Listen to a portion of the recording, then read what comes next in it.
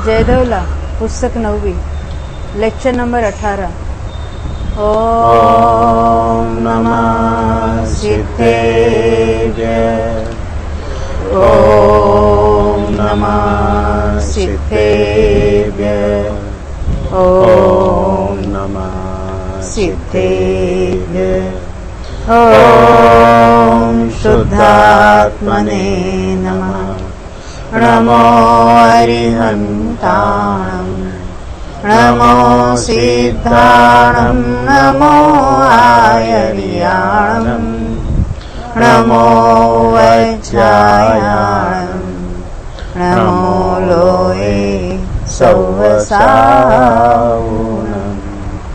अनुभागभागमेत्तो विजत्थदोषस्य सम्भवो नत्थि, तं पणमियजिननाहं संकममनुभागगोयरं वोक्षम्। यह श्री वीरसेनाचार्य रचित जयधवला टीका है, जो कषाय पाहुड़ तथा चूर्णी सूत्र ग्रंथों पर लिखी हुई है, जिनके कर्ता है गुणधर भट्टारक तथा यतियुषव आचार्य, जिन्होंने भगवान महावीर के उपदेश के अनुसार इन ग्रंथों की रचना की है। 9वीं पुस्तक जो बंधक नाम का अर्थाधिकार है, उसमें अभी हम पृष्ठ संख्या 145 पर आ गए, 145। कल से अपना वृद्धि का प्रकरण शुरू हुआ है, तो उसमें 3 अनुयोग द्वार है, समुत्कीर्तना, स्वामित्व और अल्पभूत्व। उसमें मिथ्यात्व में 6 प्रकार की वृद्धि होती है, 6 प्रकार की हानि होती है, और उसके पश्चात अवस्थान भी होता है। ये होता है, ये कह देना ही उसकी समुत्कीर्तना है। कल हमने हानियों के कथन के बारे में देखा था, क्योंकि वृद्धि कब होती है, जब बढ़ाकर बनता है तब वृद्धि होती है, और हानि कब होती है, तो कांडक रूप से जो घात होगा तो उसको हानि कहेंगे। तो उस हानि में 6 प्रकार की हानि हो सकती है। तो उत्कृष्ट अनुभाग के वहां से लेकर उन्होंने हानि का कथन शुरू किया था। तो छोटे में छोटा अगर कांडक होता है तो अनंतवा भाग हीन हो जाता है, अनंतवा भाग उसकी हानि होती है। तो कितने ही स्थान ऐसे कि वहां तक तो अनंत भाग हानि ही होती चली जाएगी। फिर और बड़ा कांडक हो जाएगा तो वह असंख्यात भाग हानि कहेंगे। कितने स्थान असंख्यात भाग हानि के जाने के बाद फिर संख्यात भाग हानि वाला कांडक होगा। कांडक का प्रमाण भी अधिक अधिक जहां होता है और जहां संख्यात व भाग कम होता है, यानी कांडक रूप से उतने का घात होना, उसको कहेंगे संख्यात भाग हानि। फिर संख्यात गुना हानि में क्या लिया था, पहली बार जब 2 गुना हानि यानी आधा हो जाता है, जितना अनुभाग था वो आधा होना, उसको कहेंगे ना 2 गुना हानि हुई, यानी संख्यात गुना हानि हुई। उसका भी आधा, उसका भी आधा, उसका भी आधा, आधे का आधा, आधे का आधा, आधे का आधा। तो ये सारे संख्यात गुना हानि वाले हैं। कब तक, जब जाके असंख्यात गुना हानि हो जाएगी, तब तक के बीच वाले सारे स्थान क्या कहलाएंगे, संख्यात गुना हानि वाले। फिर असंख्यात गुना हानि के स्थान हो गए, और फिर जाके अनंत गुना हानि यानी अनंत बहुभाग प्रमाण अनुभाग नष्ट होगा, वहां कहेंगे अनंत गुना हानि। अब इसी का विशेषार्थ हम पढ़ेंगे 145 पृष्ठ पर। यहाँ पर मिथ्यात्व के अनुभाग संक्रम में जो संक्रम हो रहा था उसकी बात है। 6 वृद्धियां, 6 हानि और अवस्थान संक्रम कैसे संभव है, इसका ऊहापोह किया है। उनमें से 6 वृद्धियों का व्याख्यान अनुभाग विभक्ति के समय कर आए हैं, यानी अपने जघन्य से लेकर कितना अधिक अधिक बन सकता है, अनंतवा भाग अधिक, असंख्यातवा भाग अधिक, संख्यातवा भाग अधिक बंद होगा तो उसका संक्रमण भी उतना ही बढ़ेगा। तो यहाँ वृद्धि की बात फिर दोबारा नहीं समझाइए, इसलिए यहाँ पर 6 हानियों का ही मुख्य रूप से विशेष विचार किया है। यहाँ पर जो कुछ कहा गया है उसका सार यह है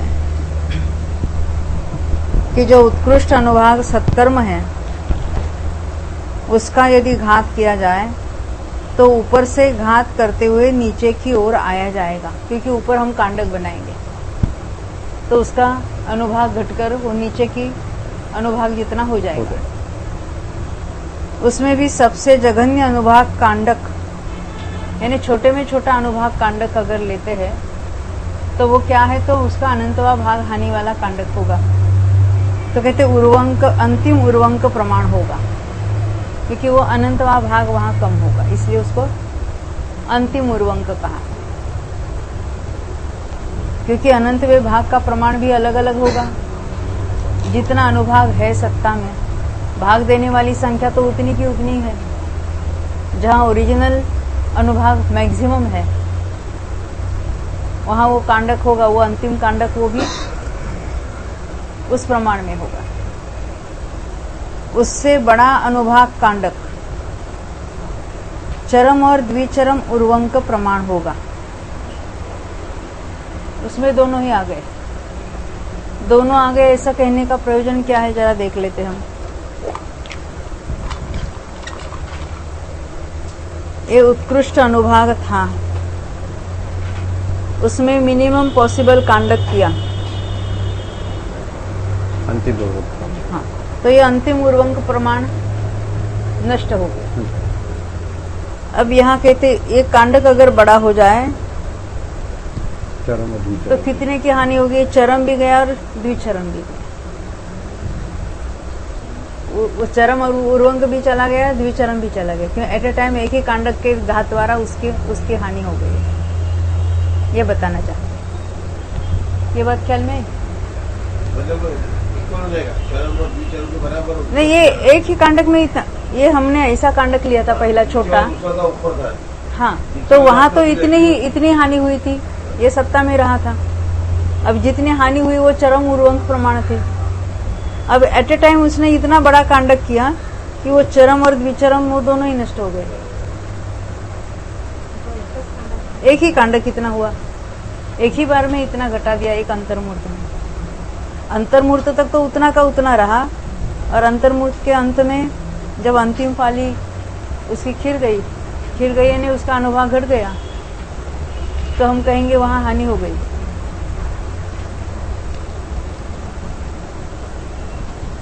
इस प्रकार उत्तरोत्तर एक एक उर्वंक स्थान के द्वारा अनुभाग कांडक का प्रमाण बढ़ाते हुए, यानी हम और अनुभाग कांडक बढ़ाएंगे तो और नीचे का उर्वंक प्राप्त होगा, और नीचे का उर्वंक प्राप्त होगा।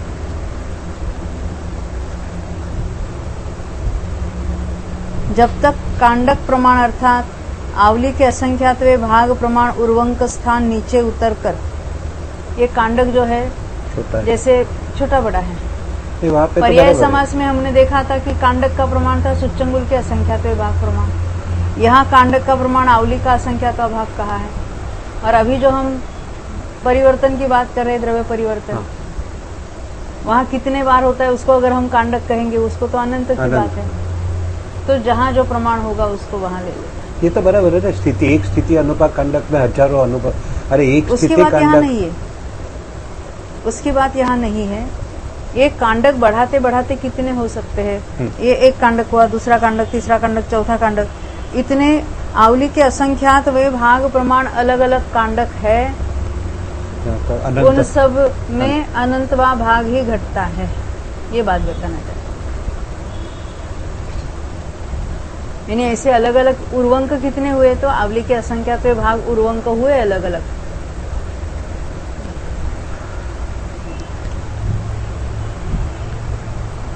हेलो तो कहाँ तक नीचे उतरना?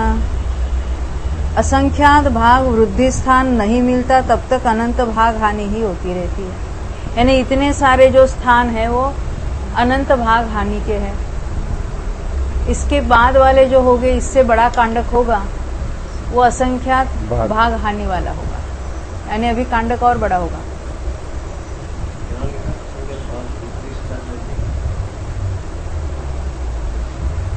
अनंत भाग वृद्धि स्थान नहीं मिलता तब तक अनंत भाग हानि ही होती है। उल्टे क्रम से उसको वृद्धि स्थान कहेंगे। यहाँ से उल्टा कहेंगे,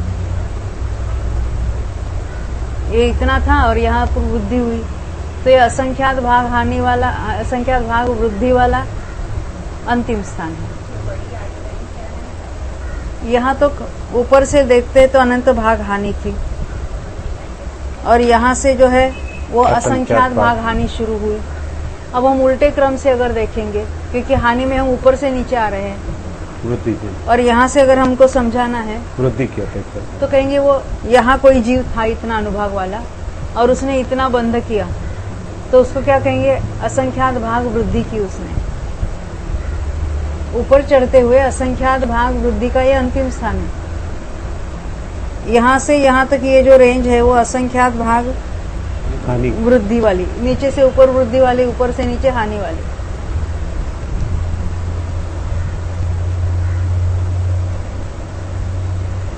यहाँ ले देखो कहाँ तक उतरना, तो आवली के असंख्यात वे भाग प्रमाण उर्वंक स्थान उतरना। कब तक वहां असंख्यात भाग वृद्धि स्थान नहीं मिलता तब तक, यानी यहाँ तक यहाँ से कोई ऊपर अधिक बंद करता है तो ये असंख्यात भाग वृद्धि का स्थान है। ये पर ऊपर से हम देख रहे हानि के स्थान देख रहे, यहाँ से कोई अधिक बंद करेगा तो वो वृद्धि कहलाएगी, वो असंख्यातवा भाग अधिक होगी, तो उसको हम वृद्धि की बाजू से अगर उसको कहेंगे तो असंख्यात भाग वृद्धि का वो स्थान है। यहाँ जो हमने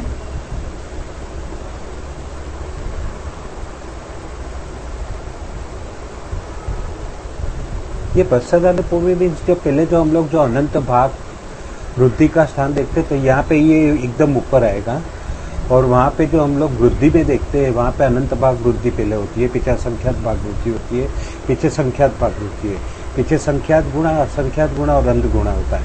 यहाँ पे ये पश्चादानुपूर्वी से ये पहले अनंत भाग हानि पहले होगी, क्योंकि वहाँ तो हानि देख रहे हैं। हाँ हानि देख रहे हैं। वृद्धि अगर देखनी है तो ये जो हम अनंतवा भाग हानि का जो प्रथम स्थान है वहां से अगर ऊपर जाएगा तो अनंतवा भाग वृद्धि हुई, अनंतवा भाग वृद्धि हुई, उसके लिए नीचे उतर कर आओ, वहां तक अनंत भाग वृद्धि के स्थान है, और नीचे उतरो, ये असंख्यात भाग वृद्धि का प्रथम स्थान कहेंगे। हाँ। ख्याल में आया? यहाँ से हमने शुरू की, यहाँ से अगर वृद्धि करता है तो अनंत भाग वृद्धि, यहाँ से करता है तो भी अनंत भाग वृद्धि, यहाँ से करता है तो भी अनंत भाग वृद्धि, यहाँ से करेगा तो असंख्यात भाग वृद्धि का ये पहला स्थान है। यहाँ पर पश्चातापूर्वी आनुकूल्य जो यूज किया संसार मार्ग में, तो हानि जो है वो आनुकूल्य होगा। ऐसा कुछ नहीं है, वृद्धि मार्ग में तो हानि करेगा तो बढ़िया है ना। मोक्ष मार्ग में कोई हानि होती है ऐसी बात नहीं है। वहाँ पर अनुभाग में तो कुछ अलग ही बात चलती है। ये वृद्धि हानि दोनों ही होती है मिथ्यात्व अवस्था में। मिथ्यात्व की बात चल रही है यहाँ पर, मिथ्यात्व की हानि वृद्धि की बात चल रही है। मुझे लगता है ये जो हमने ओरिजिनल में पढ़ा है, हाँ। वहाँ जो चौथे लाइन में लिखा है ना, इस प्रकार इस विधि से, इसी पुस्तक में हाँ, पेज 144 चौथी लाइन ऊपर, वॉल्यूम 4 और 144, ये पहले लाइन से हम पढ़ेंगे। देखो अब हानियों का कथन करने पर मिला, हम विशेषार्थ के साथ साथ जाएंगे इसको। सबसे उत्कृष्ट अनुभाग सत्कर्म वाले जीव के द्वारा अंतिम उर्वंका का घात करने पर प्रथम अनंत भाग हानि रूप भेद होता है। हमने ऊपर से देखा ये पहला अनंत भाग हानि वाला स्थान है। उसी के द्वारा अंतिम और द्विचरम उर्वंकों का घात करने पर दूसरा अनंत भाग हानि रूप भेद होता है। उसी के द्वारा ने उसी सत्कर्म था और उसने कांडक बढ़ा दिया तो और एक उर्वंक नष्ट हुआ उसी कांडक के द्वारा, तो ये स्थान हुआ, ये दूसरा स्थान हुआ अनंत भाग हानि का। नीचे उतरते आ रहे हैं हम, हानि द्वारा कौन सा स्थान, तो अनंत भाग हानि, अनंत भाग हानि, अनंत भाग हानि, एक एक उर्वंक उसमें हम ऐड करते चले जाएंगे। इस प्रकार इस विधि से नीचे कांडक प्रमाण उतरे हुए जीव के, कांडक का हमने प्रमाण क्या देखा था, आवली का असंख्यात्व भाग।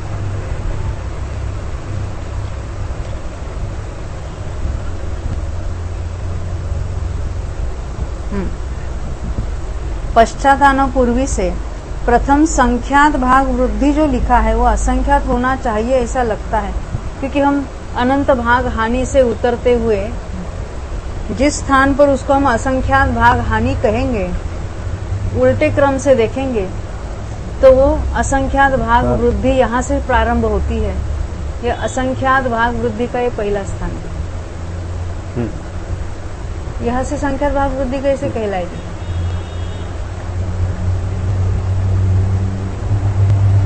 अभी कुछ नहीं करना, फिर भी देख लेते हैं। मैंने कल ही उसमें प्रश्न चिन्ह रखा था। ऊपर तो ऐसा ही लिखा है, एवं अनेन विहानेन हेठा हुआ रे एवं जाव कंडय मेत्त मोइन्नस पच्छानुपूर्वीये पढ़म संखेज भाग वड्डिठाणंती। पढ़म म और एक म होता तो ठीक था। पढ़म नहीं होता है, पढ़मम होगा।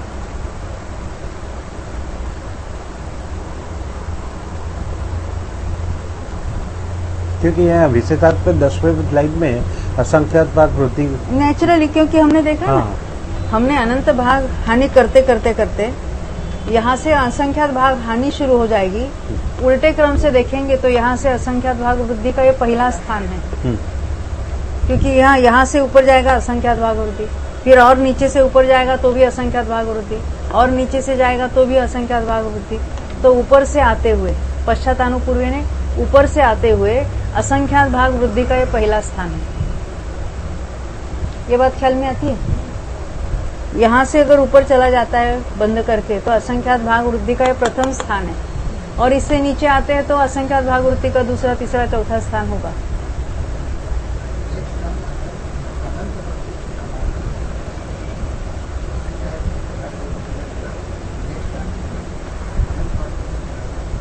उसकी बात नहीं चल रही।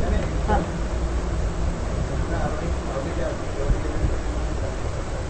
वहाँ जो हम देखते हैं, वहाँ जो देख रहे थे तो क्रम से उसी को बढ़ाते थे।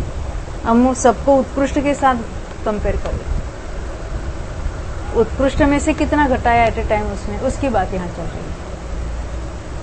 वो कांडक वाली बात यहाँ वो पूरी तरह से लागू नहीं होती। वहाँ कुछ हम अलग, वो चार वगैरह वो तो बात अलग थी यहाँ पर। तो यहाँ से उसके असंख्यात भाग हानि शुरू होती है। उल्टे क्रम से देखेंगे, यहाँ से ऊपर चला जाएगा तो असंख्यात भाग वृद्धि का वो पहला स्थान है। इसलिए यहाँ अ होना, पेंसिल से अभी तो लिख के रखो। प्राकृत में भी पढ़म म चाहिए, यानी या पढ़म असंख्य जो ही करना चाहिए। कभी कभी क्या होता है, प्राकृत के नियम अलग है, आपको तो पता है। अकार का लोप भी होता है कितने, हाँ बहुत जगह ऐसा पढ़मा के बदले पढ़म लिखेंगे तो भी उसमें वो असंख्य जो घटित हो सकता है। ये ऐसे प्राकृत के नियम है।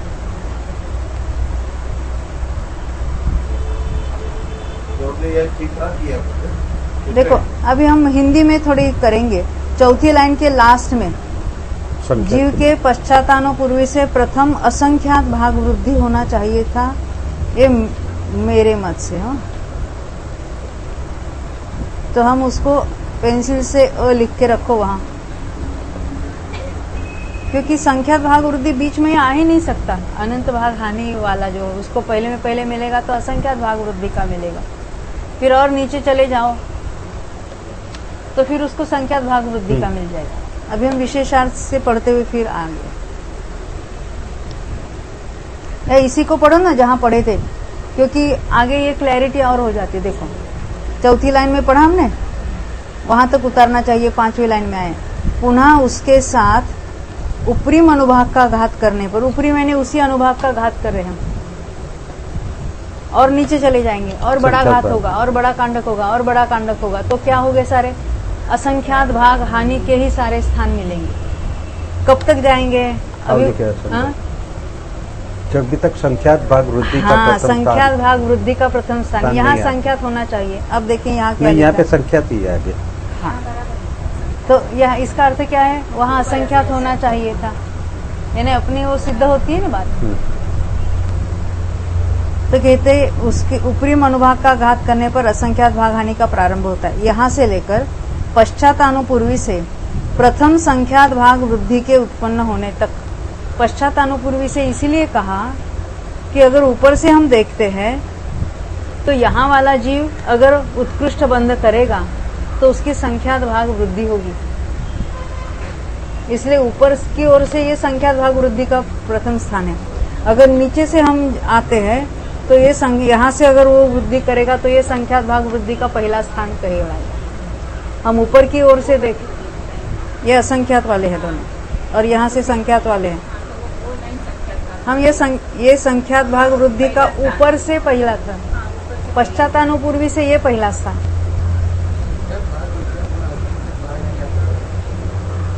बात बराबर है। देखो,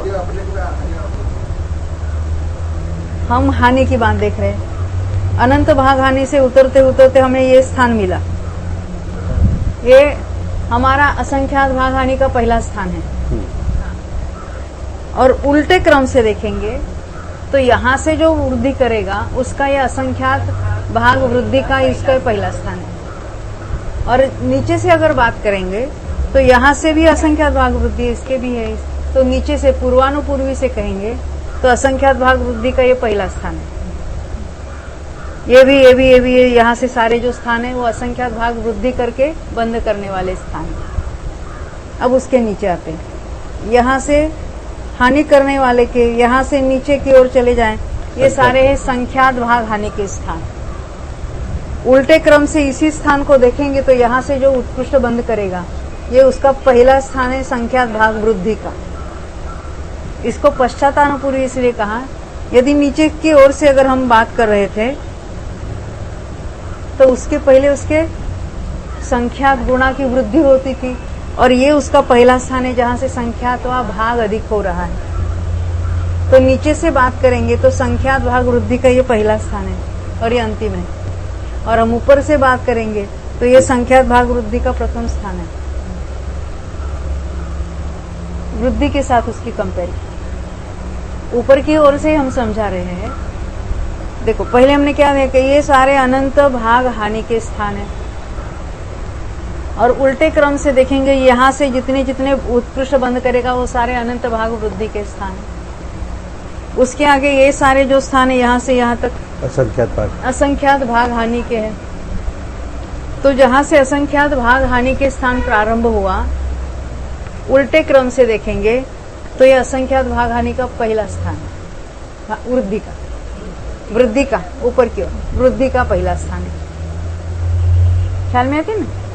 अब ऐसे ये सारे असंख्यात भाग हानि के स्थान कहाँ तक, जब तक संख्यात भाग हानि शुरू नहीं होती। तो वही स्थान अगर हम वृद्धि की अपेक्षा देखेंगे, ऊपर की ओर से हम समझा रहे हैं, इसलिए वो यहाँ संख्यात भाग वृद्धि का ये पहला स्थान है। कल तो कुछ नहीं मैंने बोला था ना, कल कुछ नहीं समझ में आया, दूसरे दिन आएगा।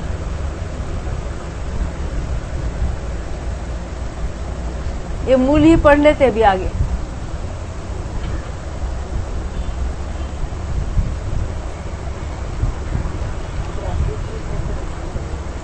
प्राकृत में पढ़म है, मगर उसमें कुछ वहाँ अ लिख के रखो केवल, परंतु व्याकरण की दृष्टि से वो पढ़मा संख्येज जो भी कह सकते हैं, पढ़म संख्येज जो भी कहते हैं, उसमें कोई गलत नहीं है, परंतु उसमें अर्थ हमें असंख्य लेना चाहिए।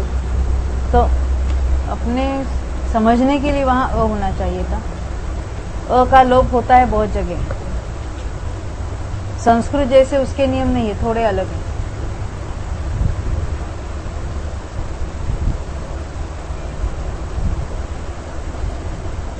देखो, जहां हमने करेक्शन किया है ना, उसके नीचे की लाइन पढ़ रही हूं मैं, यानी छठी लाइन। पुनः उसके साथ ऊपरी अनुभाग का घात करने पर असंख्यात भाग हानि का प्रारंभ होता है। जहां से हानि का प्रारंभ हुआ है वही उल्टे क्रम से देखेंगे तो वहां से असंख्यात भाग वृद्धि का वो पहला स्थान कहलाएगा। यही यहाँ बताया। यहाँ से लेकर पश्चातानुपूर्वी से प्रथम संख्यात भाग वृद्धि के उत्पन्न होने तक असंख्यात भाग हानि के विषय रूप स्थान होते हैं। कहाँ तक? यहाँ से ऊपर जाने वाला वो संख्यात भाग वृद्धि का स्थान है, वहां तक के जो सारे स्थान है वो क्या है? यहाँ के असंख्यात भाग हानि के स्थान।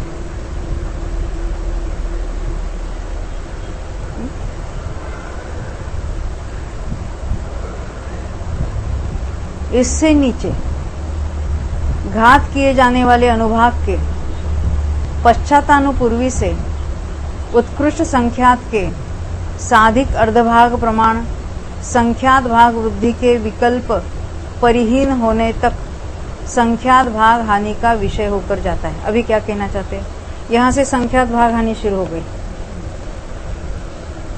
तो संख्यात भाग हानि जब कहेंगे संख्यातवा भाग घटना, तो पहले असंख्यात के बाद नंबर किसका आएगा, उत्कृष्ट संख्यात का। तो अनुभाग को, उत्कृष्ट अनुभाग को उत्कृष्ट संख्यात का भाग देकर उतना एक बड़ा कांडक करना, उसको कहेंगे संख्यात भाग हानि। उसमें और बढ़ाओ और बढ़ाओ और बढ़ाओ, तो वो सारे क्या विकल्प हो गए, संख्यात भाग हानि के ही विकल्प होते चले जाएंगे। कब तक, तो कहते हैं इससे नीचे घात किए जाने वाले अनुभाग के पश्चातानुपूर्वी से, उल्टे क्रम से हम वृद्धि की अपेक्षा से बता रहे हैं। कहाँ गया मेरा, उत्कृष्ट संख्यात के साधिक अर्धभाग प्रमाण संख्यात भाग वृद्धि के विकल्प परिहीन होने तक संख्यात भाग हानि का विषय होकर जाता है। यानी ये हमने इसको उत्कृष्ट संख्यात से भाग दिया, और जो हानि हुई अभी ये चल रही नहीं, ये असंख्यात भाग हानि वाले, ये संख्यात भाग हानि वाले स्थान है। तो संख्यात भाग हानि कब तक होगी, उत्कृष्ट अभी यहाँ से बताया उन्होंने, वृद्धि की अपेक्षा से बात की। तो उत्कृष्ट संख्यात के आधे प्रमाण से कुछ अधिक, हाँ, और कुछ अधिक किया, तो उतना बढ़कर है वो यहाँ को जो स्थान है वहां तक ये क्या है, संख्यात भाग हानि के स्थान है लगातार। उसके आगे क्या होता है, वहां पर प्रथम द्विगुणहीन स्थान उत्पन्न होता है। यहाँ पर क्या होगा, आधे से भाग देंगे संख्यात के आधे भाग, जितना अनुभाग था उसका आधा हो गया। ख्याल में आई बात है?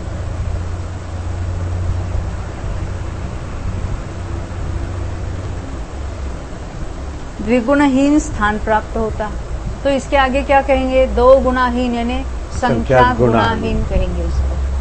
अनुभाग आधा होगा तो संख्यात गुणाहीन हो गया। यहां से लेकर जघन्य परिता संख्यात के अर्धछेद प्रमाण द्विगुण हानियां नीचे उतरने तक संख्यात गुणहानि का विषय होकर चला जाता है। इसका अर्थ क्या है, जरा देखते हैं।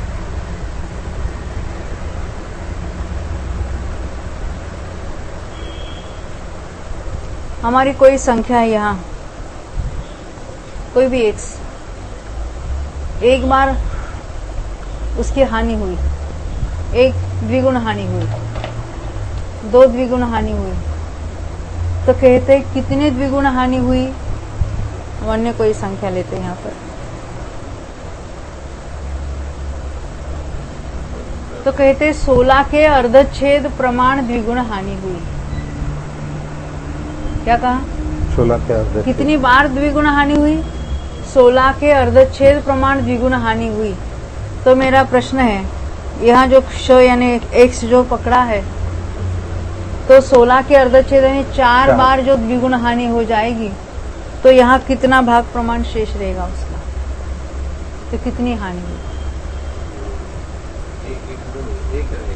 हाँ? नहीं, एक कैसे रहेगा, x को 4 बार द्विगुण हानि हुई, एक बार हुई तो x बाय 2, x बाय 16 16 हो जाएगा ना। कितनी बार हुई, तो 4 बार द्विगुण हानि हुई, यानी उसका 16वां भाग है। अब यहाँ कितनी बार हानि हुई है, अर्धच्छेद प्रमाण में, किसके अर्धच्छेद, जघन्य परिता संख्यात यानी मिनिमम असंख्यात के अर्धच्छेद प्रमाण, यानी वहाँ वैल्यू कितनी हो गई, असंख्यातवा भाग प्रमाण हो गई, मिनिमम असंख्यातवा भाग प्रमाण है। इसके बाद क्या होगा, असंख्यात गुणा की बात चल रही है। हाँ। इसके बाद इतना वहाँ भाग रह गया, उसका अर्थ है कि इतनी गुणा हानि हुई है। यहाँ क्ष का 16वां भाग शेष रहा, उसका अर्थ 16 गुना हानि हुई। संख्यात भाग हानि का अंतिम स्थान। जब जघन्य परिता संख्यात के अर्धच्छेद प्रमाण द्विगुण हानियां हुई तो उसका अर्थ है संख्यात भाग कितनी हानि। गुणा हानि हुई तो असंख्यात गुणा हानि। कौन सा असंख्यात? जघन्य परिता परिता संख्यात संख्यात गुणा हानि। हानि हुई। उसका अर्थ है जो अर्धच्छेद जो अनुभाग था उसको जघन्य परिता संख्यात का भाग देते हैं तो उतना शेष रहा और उतनी अधिक हानि हुई। ये 4 गुना हानि का अर्थ क्या है? चौथा भाग शेष रहना। हमने ये ऐसे देखा असंख्यात था? गुणा हानि का अंतिम स्थान होगा। असंख्यात गुणहानि का अंतिम स्थान। उसके लिए क्या कहा? 2 गुणहानि 2 गुणहानि 2 गुणहानि कितने बार हुआ? जघन्य परिता तो जो छोटे में छोटा असंख्यात है उसके अर्धच्छेद प्रमाण बार हुआ। ये वाक्य फिर पढ़ेंगे, देखो। यहां से लेकर मिला, वहां पर प्रथम द्विगुणहीन स्थान उत्पन्न होता है। उसके बाद यहां से लेकर यानी कितनी द्विगुण हानि होते होते नीचे आना है, ये सारे स्थान कौन से कहलाएंगे? संख्यात गुणा हानि वाले। तो कहते जघन्य परिता संख्यात के अर्धच्छेद प्रमाण द्विगुण हानियां नीचे उतरने तक संख्यात गुणहानि का विषय होकर जाता है। ये सारे स्थान है संख्यात गुणहानि के। संख्यात गुणहानि का ये अंतिम स्थान है। क्यों? कितने? असंख्यात गुणहानि का, सॉरी संख्यात गुणहानि का, क्योंकि अभी हम इसके आगे असंख्यात गुणहानि शुरू होने वाली। वहां से लेकर पश्चातानुपूर्वी से संख्यात भाग वृद्धि के भेदों के असंख्यात बहुभागों को, संख्यात गुणवृद्धि और असंख्यात गुणवृद्धि के सब अध्वान को तथा उससे नीचे 4 वृद्धियों के अध्वान को विषय करके अंतिम अष्टांक स्थान के प्राप्त होने तक असंख्यात गुणहानि का विषय होकर रह जाता है। यानी जब तक अनंत गुणहानि नहीं होगी तब तक वो सारे बीच वाले जो है वो असंख्यात गुणहानि कहलाए।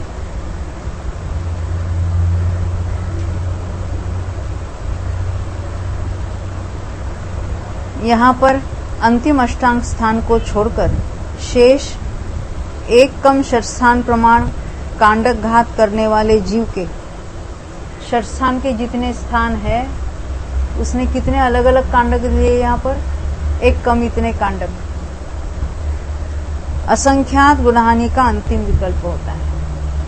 अनंत गुणहानि वाला एक ही विकल्प कहेंगे, लास्ट वाला वो अष्टांक कहेंगे उसको। यह उक्त कथन का भावार्थ है।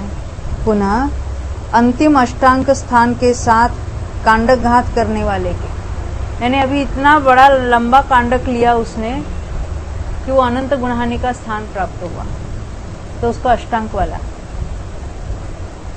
उसके अनंत गुणहानि का प्रारंभ होता है। यहां से लेकर सबसे उत्कृष्ट अनुभाग कांडक के प्राप्त होने तक उसका घात करने वाले के अनंत गुणहानि का विषय होता है। क्या कहना चाहते हैं? हमने जब देखा था ना उत्कृष्ट में उत्कृष्ट हानि किसके होती है, तो सबसे बड़ा उत्कृष्ट अनुभाग कांडक करने वाला वो अनंत गुणा हानि का अंतिम स्थान है। परंतु अनंत गुणा हानि वाला एक ही स्थान नहीं है जहां असंख्यात गुणहानि समाप्त होती है, और अनंत गुणहानि का पहला स्थान हुआ हमारा। फिर उसके और नीचे और नीचे, और ये सारे स्थान क्या हो गए? अनंत गुणहानि वाले। कब तक? उत्कृष्ट कांडक के प्राप्त होने तक। 8 वाला पहला स्थान तो हमने ले लिया ऊपर। जैसे असंख्यात भागहानि के इतने स्थान थे, संख्यात भागहानि के इतने स्थान थे। अब हम और नीचे उतरकर बताएंगे यहाँ पर कि मान लेते यहाँ पर उसका पहला अष्टांग शुरू हुआ, यह अनंत भाग हानि, अनंत गुणा हानि का पहला स्थान। उसके नीचे भी बहुत सारे, यहाँ तक उसने बड़ा से बड़ा कांडक कर सकता है। तो ये यहाँ से लेकर नीचे के सभी स्थान क्या कहेंगे? अनंत गुणा हानि वाले स्थान कहेंगे। कहाँ तक? जब तक सबसे बड़ा उत्कृष्ट कांडक का प्रमाण नहीं प्राप्त होता तब तक। यानी इसमें से कांडक घात के द्वारा यहाँ से हमने शुरू किया था। मैक्सिमम कितना? ये वाला कौन सा था? अनंत भाग हानि वाला। वहां से लेकर अनंत गुणा हानि वाले तक हर एक टाइप में बहुत सारे स्थान मिले हमें। अनंत भाग हानि वाले भी बहुत सारे स्थान, असंख्यात भाग हानि वाले, संख्यात भाग हानि वाले, संख्यात गुणा वाले, असंख्यात गुणा वाले और अनंत गुणा वाले, इतने हानि के अलग अलग स्थान हमें समझ में आ गए। यहाँ पे स्थानों में वेरिएशन होगा ना, अनंत भाग हानि के और स्थानों असंख्यात। का वेरिएशन वो स्थानों की बात करेंगे ना, अनुभाग के स्थान, हर एक की संख्या कितनी है, हाँ। वो विषय अलग, वो यहाँ पर नहीं है। अब इसको पहले समझेंगे, क्योंकि वो स्थानों में आएगी बात, या वृद्धि के स्थानों में उसके अल्प बहुतों में आएगी।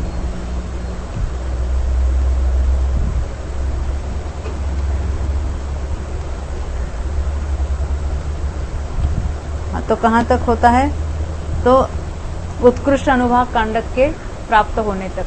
अब उससे बड़ा एक सिंगल कांडक नहीं हो सकता, ये बात बताना चाहिए।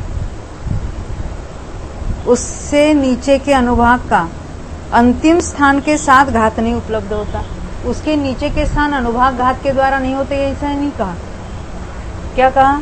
ये जो उत्कृष्ट कांडक इतना ही है, इसका नीचे के स्थान उत्कृष्ट अनुभाग का घात होकर नहीं प्राप्त हो सकता है। हो सकता है अनुभाग इतना था और वो घात के द्वारा इतना हो गया, ये तो हो सकता है, उत्कृष्ट के साथ झटके से यहाँ पर नहीं आ सकता कोई। स्टेप बाय स्टेप आएगा, बीच वाले स्थानों में से कांडक के द्वारा नीचे आ सकता है। पर ये हम सारे जो देख रहे थे उत्कृष्ट के साथ घटित कर रहे थे, उत्कृष्ट में से घटकर इतना ही वो अंतिम स्थान है, जिसका प्रमाण है उत्कृष्ट कांडक प्रमाण, अनुभाग कांडक प्रमाण। इसी प्रकार अवस्थान संक्रम की संभावना का भी कथन करना चाहिए, क्योंकि इतनी वृद्धि या इतनी हानि के बाद जो अवस्थान होगा उसको उसका अवस्थान कहेंगे। हमने देखा था, ये जो अभी हमने हानि का अंतिम स्थान देखा ना, उससे भी नीचे आकर वहां से वृद्धि का स्थान हो सकता है। अनंत गुणा वृद्धि का जो स्थान है, हमने तत्प्रायोग्य जघन्य स्थान से वो लांग कर एकदम उत्कृष्ट बंद करता है।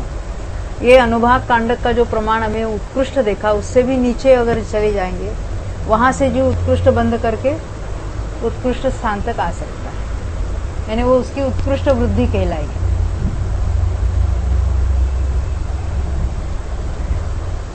अवक्तव्य पद का यहाँ पर संभव नहीं, क्योंकि मिथ्यात्व के अनुभाग का आलंबन लेकर उसकी उपलब्धि नहीं होती। ये तो हमने कल पढ़ा था, वो आज समझा थोड़ा बहुत।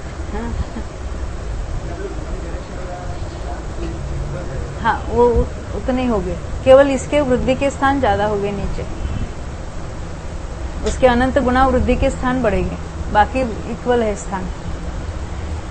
विशेषात अभी फिर से दोबारा पढ़ते हैं। यहाँ पर मिथ्यात्व के अनुभाग संक्रम में 6 वृद्धियां, 6 हानि और अवस्थान संक्रम कैसे संभव है, इसका वहां किया है। उनमें से 6 वृद्धियों का व्याख्यान अनुभाग विभक्ति के समय कराए है, इसलिए यहाँ पर 6 हानियों का ही मुख्य रूप से विशेष विचार किया है। यहाँ पर जो कुछ कहा गया है उसका सार यह है कि जो उत्कृष्ट अनुभाग सत्कर्म है, उसको यदि घात किया जाए तो ऊपर से घात करते हुए नीचे की ओर आया जाएगा। ऊपर की ओर से बता रहे कितना घात हो रहा है, उसमें भी सबसे जघन्य अनुभाग कांडक अंतिम उर्वंक प्रमाण होगा। उससे बड़ा अनुभाग कांडक चरम और द्विचरम उर्वंक प्रमाण होगा। इस प्रकार उत्तरोत्तर एक एक उर्वंक स्थान के द्वारा अनुभाग कांडक का प्रमाण बढ़ाते हुए जब तक कांडक प्रमाण अर्थात आवली के असंख्यातवें भाग प्रमाण उर्वंक स्थान नीचे उतरकर असंख्यात भाग वृद्धि स्थान नहीं मिलता, तब तक अनंत भाग हानि ही होती रहती। ये बात ख्याल में आई ना? कांडक बढ़ाते जाओ, ये सारे स्थान कैसे हैं? अनंत भाग वृद्धि वाले हैं, अनंत भाग हानि वाले ना, अनंत भाग हानि वाले हैं। कब तक नीचे उतरना है? उल्टे क्रम से, जहां असंख्यात भाग वृद्धि का स्थान जब तक नहीं प्राप्त होता तब तक। यहाँ हानि का प्रकरण है, इसलिए ऊपर से नीचे की ओर गए हैं, और यही पश्चातानुपूर्वी है। ऊपर से नीचे की ओर कहना यही पश्चातानुपूर्वी है। हम हमेशा नीचे से ऊपर की ओर बताते हैं। यहाँ इतना विशेष समझना चाहिए, यहाँ पर अनंत भाग हानि में जो अनुभाग कांडक का प्रमाण कहा है, सो वह अंतिम उर्वंक प्रमाण भी हो सकता है, चरम और द्विचरम उर्वंक प्रमाण भी हो सकता है, चरम द्विचरम और त्रिचरम उर्वंक प्रमाण भी हो सकता है। इस प्रकार उत्तरोत्तर अनुभाग कांडक के प्रमाण में वृद्धि करते हुए वह आवली के असंख्यातवें भाग के बराबर चर्मादि उर्वंक प्रमाण भी हो सकता है। ये तो यहाँ तक हमने कल पढ़ा है। यानी कितने हम स्थान नीचे नीचे आ सकते हैं अनुभाग कांडक बढ़ाते बढ़ाते बढ़ाते अलग अलग, तो आवली के असंख्यातवें भाग प्रमाण अलग अलग हम कांडक वहां देख सकते हैं। उन सभी में अनंत भाग हानि ही पाई जाती है। इतने उर्वंक प्रमाण अंतिम अनुभाग का घात होने तक अनंत भाग हानि ही होती है। जो पढ़ रहे उसका अर्थ अभी ख्याल में आ रहा है ना, कल तो सारा कंफ्यूजन ही कंफ्यूजन था। हाँ, इससे अधिक अनुभाग का घात करने पर असंख्यात भाग हानि का प्रारंभ होता है, जो जब तक कब तक ये चलेगा, नीचे और चले जाओ चले जाओ चले जाओ, तो संख्यात भाग हानि स्थान नहीं प्राप्त होता। स्थान और नहीं में अंतर करो, तब तक जाती है। उसके उल्टे क्रम से कहेंगे हम तो संख्यात भाग हानि तब तक जब चलेगी तब तक वो असंख्यात भाग हानि का चलता जाएगा। उसके बाद इसी को वृद्धि की अपेक्षा से बताया। कब तक नीचे जाना, जब संख्यात भाग वृद्धि का पहला स्थान नहीं प्राप्त। उल्टी ओर से देख रहे हैं ना, वो वृद्धि वाला पहला कहा वहां पर। उसके बाद संख्यात भाग हानि का प्रारंभ होता है, जो जब तक संख्यात गुणहानि स्थान नहीं प्राप्त होता तब तक जाती है। उन्होंने डायरेक्ट वो हानि के स्थानों की अपेक्षा बता दी। संख्यात भाग हानि, संख्यात भाग हानि, संख्यात भाग हानि कब तक, संख्यात गुणहानि जब तक नहीं होती तब तक। यह संख्यात गुणहानि स्थान कितने स्थान नीचे जाने पर उत्पन्न होता है, इसकी मीमांसा करते हुए बतलाया है कि जहाँ के संख्यात भाग हानि का प्रारंभ हुआ है, जहाँ से चाहिए ना, जहाँ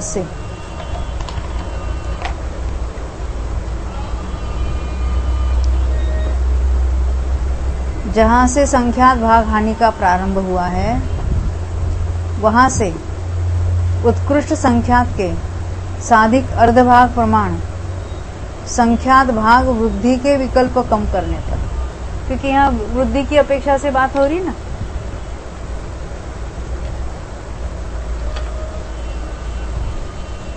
हम मान लेते हैं कि ये उसका संख्यात गुण संख्यात भाग चल रही था ना पहले, संख्यात भाग हानि का प्रारंभ हुआ।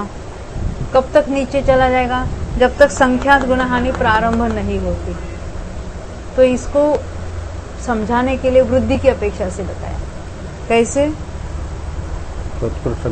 यह संख्यात गुणहानि स्थान कितने स्थान नीचे जाकर उत्पन्न होता है, तो उसकी मीमांसा करते हुए बतलाया है कि जहां से संख्यात भाग हानि का प्रारंभ हुआ है, वहां से उत्कृष्ट संख्यात के साधिक अर्धभाग प्रमाण संख्यात भाग वृद्धि के विकल्प कम करने पर। अभी ये संख्यात भाग वृद्धि का पहला विकल्प है। यहाँ से संख्यात भाग हानि भी है ना, और यहाँ संख्यात भाग उल्टे क्रम से वृद्धि भी है। तो ये संख्यात भाग वृद्धि का पहला स्थान, यहाँ से ऊपर जाने वाला। फिर ये दूसरा स्थान, तीसरा स्थान, चौथा स्थान, कितना स्थान ये सारे देखना है। तो जिस हम उत्कृष्ट संख्यात से भाग देते थे, उस उत्कृष्ट संख्यात के साधिक अर्धभाग प्रमाण संख्यात भाग वृद्धि के विकल्प कम करने पर, यानी कितने विकल्प चले जाएंगे हमारे उत्कृष्ट संख्यात के मान लेते हैं आधे प्रमाण, साधिक आधा लिखा है, वहां तक हम नीचे आएंगे संख्यात भाग वृद्धि के। हाँ, तो वहां ये जो स्थान होगा इसको हम संख्यात गुणा हानि का स्थान वहां से प्रारंभ होगा। यहाँ तक संख्यात भाग हानि के थे, अब यहाँ से नीचे चले जाएंगे तो संख्यात गुणा हानि के। संख्यात भाग हानि के जो स्थान है, इसके ऊपर उसके जो वृद्धि के स्थान है नहीं, उसी के साथ साथ है ये हाँ, जहाँ यहाँ जो है ना वहीं पर इसके हैं। नीचे जाएंगे तो संख्यात गुणा हानि, और ये सारे संख्यात भाग हानि, ये भी संख्यात भाग वृद्धि के स्थान है। उसके ऊपर भी होंगे संख्यात भाग? नहीं नहीं, उसके ऊपर नहीं होगी, दोनों एक लेवल पर है।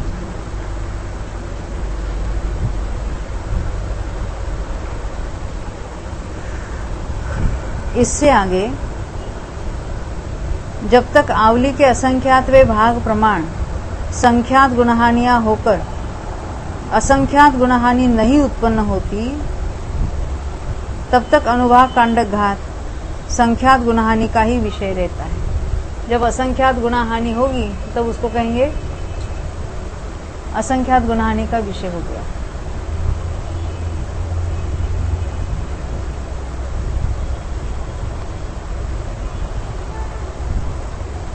ये आवली के असंख्यात वे भाग प्रमाण संख्यात गुणहानियां होती है, ऐसा तो यहाँ नहीं लिखा है एक्चुअली।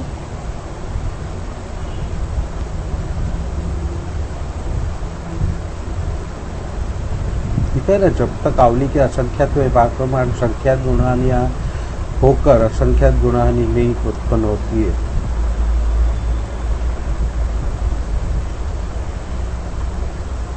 ठीक है, उसको यहाँ दूसरी भाषा में समझाया था। कितनी बार दो गुणहानि हुई उस भाषा में समझाया था, और यहाँ डायरेक्ट उन्हें कितनी होती है उसमें उसको बताया। ठीक है, उतने आधे आधे हुए, उतने कांडक हुए ऐसा नहीं कहा। ये दोनों कथन अलग अलग है। उससे आगे अंतिम अष्टांग स्थान के पूर्व तक जितना भी अनुभाग कांडक है, घात है, वह सब असंख्यात गुणहानि का विषय रहता है। यही जो अभी हमने देखा था, संख्यात गुणहानि यानी वो आधे आधे आधे की भाषा में वहां समझाए थे। बाद में क्या होगा, असंख्यात गुणहानि हो जाएगी। असंख्यात गुणहानि कब तक? तो पहली बार जब अनंत गुणहानि शुरू होगी अष्टांग वाली, उसके पूर्व तक असंख्यात गुणहानि वाले स्थान हो। उसके आगे यदि अंतिम अष्टांग के साथ कांडक घात करता है तो अनंत गुणहानि का प्रारंभ होता है। यहां से शुरू हो गया, यहां से आगे जितना भी घात है वह सब अनंत गुणहानि का ही विषय है। किंतु यहाँ पर इतना विशेष समझना चाहिए कि कांडक घात के द्वारा पूरे अनुभाग का घात नहीं होता।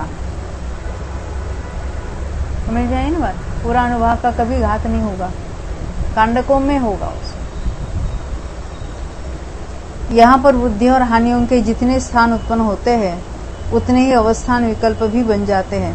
मात्र मिथ्यात्व के अनुभाग का अवक्तव्य संक्रम कभी नहीं होता, क्योंकि इसके संक्रम का अभाव होकर पुनः संक्रम की उत्पत्ति संभव नहीं है।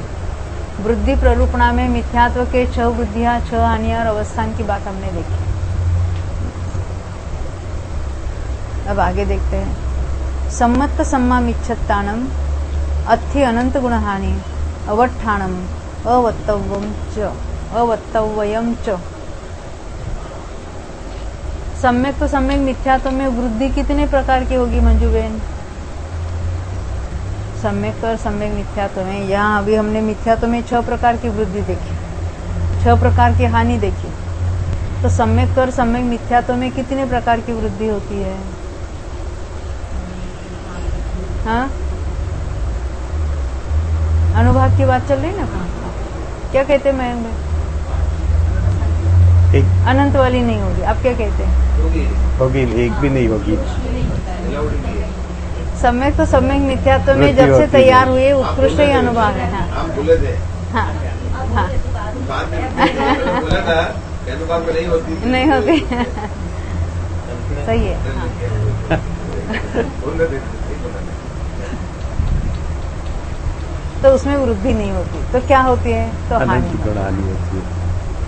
तो हानि होती है, तो उसमें वो कौन कौन सी 6 हानियों में से कौन सी हानि होगी? तो क्या लिखा अभी हमने, क्या पढ़ा? अनंत गुणहानि ही होती है डायरेक्ट। और वो कब शुरू होती है? क्षपणा के पहले अनुभाग कांडक में होती है। तो वहां से वो अनंत गुणहानि वाला ही स्थान होगा उसको। उसके बीच वाले अनंत भाग कम हुआ ऐसा कहीं भी नहीं होगा। बताया ना, यहाँ अनंत गुणा हानि वाले ही, जब जब कांडक होते चले जाएंगे आगे आगे तो अनंत गुणा हानि वाले ही होगा। उसमें तरतमता होगी, उसमें जितनी हानि होती है अनंत गुणा हानि ही होती है, परंतु कहाँ हानि ज्यादा हुई कहाँ हानि कम हुई उसमें तरतमता हुई। क्योंकि हमने पहले देखा था उत्कृष्ट हानि किसको होती है और जघन्य हानि किसको होती है। जघन्य हानि वो आवली और 2 समय से आवली और 1 समय तक आया तब जघन्य हानि हुई, और पहली बार जब कांडघात हुआ तभी उत्कृष्ट हानि हुई। फिर भी जितनी होती है वो कितनी है, तो अनंत गुणा हानि ही होती है। अब हम पढ़ेंगे हिंदी में। सम्यक्त्व और सम्यक मिथ्यात्व के अनंत गुणहानि अवस्थान और अवक्तव्य पद होते हैं। अवक्तव्य कब होता है? 26 की वाला। हाँ, उपशम श्रेणी। उपशम श्रेणी में मिथ्यात्व में कोई अंतर नहीं है। सम्यक सम्यक मिथ्यात्व में कुछ अंतर नहीं होता। हाँ, औपशमिक सम्यक्त्व के काल में जब सत्ता तैयार होती है तो पहले समय में तो सत्ता हुई और दूसरे समय में संक्रमण शुरू हुआ, तो उसके हम कहेंगे अवक्तव्य संक्रामक है। दर्शन मोहिनी में उपशम श्रेणी में कुछ नहीं होता है। हाँ, चारित्र मोहिनी में होता है।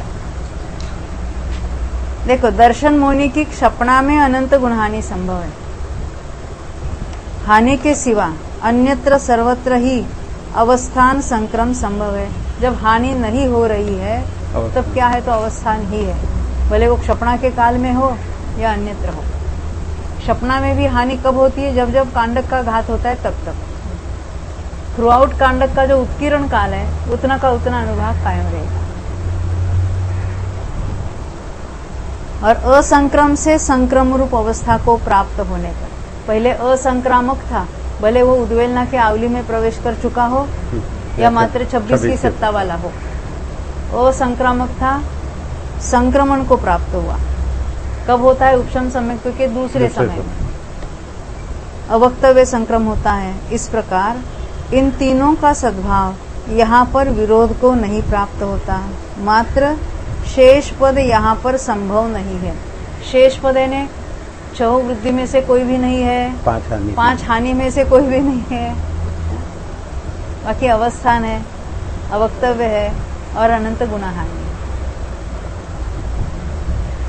अब अनंतानुबंधी में बताएंगे। अनंतानुबंधीणम अत्थि 26 वड्ढी 26 हानि अवट्ठाणम अवत्तव्यम अवत्तव्यम च। इसमें सब कुछ है। मिथ्यात्व में अवक्तव्य नहीं था। यह अनंतानुबंधे 6 हानि भी है, वृद्धि भी है, अवस्थान भी है और अवक्तव्य भी है। देखो नीचे पढ़ेंगे। अनंतानुबंधियों के 6 प्रकार की वृद्धियां, 6 प्रकार की हानियां, अवस्थान और अवक्तव्य पद होते हैं। समुत्कीर्तन है ना, तो होते हैं। स्वामित्व की बात आगे होगी। जिस प्रकार मिथ्यात्व के प्रसंग से कथन कराए हैं, उसी प्रकार 6 प्रकार की वृद्धियों, 6 प्रकार की हानियों और अवस्थान की संभावना पूरी तरह से यहाँ पर जान लेनी चाहिए, परंतु अवक्तव्य संक्रम विसंयोजना पूर्वक संयोग के होने पर जाना चाहिए। कब होता है? संयोग होते ही होता है क्या? संयोजना। हाँ हाँ, बोलो ना। आवली की बात तो घबराती क्यों हो? हाँ, आवली के पश्चात संयोजना होने पर नया बंध किया है, आवली के पश्चात उसका संक्रमण शुरू होगा। एवं शेषाणम कम्माणम, इसी प्रकार शेष कर्मों के विषय में जानना चाहिए। इसी प्रकार है, उसमें भी 6 वृद्धियां, 6 हानियां, अवस्थान और अवक्तव्य होता है। अब शेष में अवक्तव्य कहेंगे, तब कब कहेंगे? अभी बोलो। शेष कर्मों में अवक्तव्य कब होगा? हाँ, अभी उपशम श्रेणी से उतरते समय में। शेष है, अभी हमने यहाँ मिथ्यात्व को छोड़ा, सम्यक सम्यक मिथ्यात्व को छोड़ा, उसकी बात अलग बताई, अनंतानुबंधी को छोड़ा है। अब यहाँ तो अन्य की बात है, वो उपशम श्रेणी में घटित होगा। यहाँ पर शेष पद के ग्रहण करने से 12 कषाय, जरा बीच में स्पष्ट प्रिंट आया है, और 9 कषायों का ग्रहण करना चाहिए। अर्थात उनके अनंतानुबंधियों के समान छह वृद्धि, छह हानि, अवस्थान और अवक्तव्य पदों की समुत्कीर्तना करनी चाहिए। बस ये पद होते हैं, इतना ही अपना यहाँ विषय। किसको होते वो तो आगे से स्वयं बताएंगे स्वामित्व में, क्योंकि उनके कथन से इनके कथन में कोई विशेषता नहीं। क्या कहा? विशेषता होगी स्वामित्व में, कथन में कोई विशेषता नहीं, कथन में कोई अंतर नहीं है। इतनी विशेषता है वो स्वयं बता रहे। सर्वोपशमना से गिरने पर अवक्तव्य पद संभव है, ऐसा कहना चाहिए। संभव है ने पाया जाता है। संभव है का मराठी अर्थ अलग होता है कि पॉसिबल है, वो ऐसा नहीं लेना। संभव है ने पाया जाता है। कब पाया जाता है? उतरते सर्वोपशमना। ये क्यों मेरे ख्याल में आया, क्योंकि ये अनुवाद कर रहे हैं ना, तो हर जगह संभव है, संभव है, संभव है नहीं, वो अन्य भी पॉसिबल हो सकता है ना, ऐसा नहीं पाया जाता है। हाँ, संभव है नहीं हो भी सकता है, वैसी नहीं है। यहाँ तो कब पाया जाता है? तो उतरते समय पाया जाता है। इस प्रकार ओघ प्ररूपणा समाप्त हुई। आदेश से मनुष्य त्रिक में ओघ के समान भंग है, क्योंकि वो जो अन्य कषाय में उतरते समय होता है तो मनुष्य त्रिक में ही संभव है। शेष सब मार्गणाओं में अनुभाग विभक्ति के समान भंग है, यानी जो सम्यक सम्यक मिथ्यात्व का भी वो क्षपणा में घटित होगा, मनुष्य में ही घटित होगा। अवस्था नहीं होगा सम्यक मिथ्यात्व का स्पेशल। अभी सम्यक्त्व का अन्य मार्गणा में होता है, परंतु उसका जो अनुभाग का घटना है वो तो अवस्थान वहां नहीं पाया जाएगा। अवस्थान उस अपेक्षा से नहीं पाया जाएगा हानि के पश्चात वाला, परंतु उत्कृष्ट का उत्कृष्ट रहता है, उसका अवस्थान तो होगा। विशेषार्थ मनुष्य त्रिक में ओघ प्ररूपणा की सब विशेषताएं संभव होने से उनमें ओघ के समान जानने की सूचना की है, क्योंकि वहाँ दर्शनों की भी क्षपणा होती है और चारित्र मोहिनी में उपशमना भी होती है, तो अवक्तव्य आदि सभी भंग वहाँ पाए जाएंगे पद। परंतु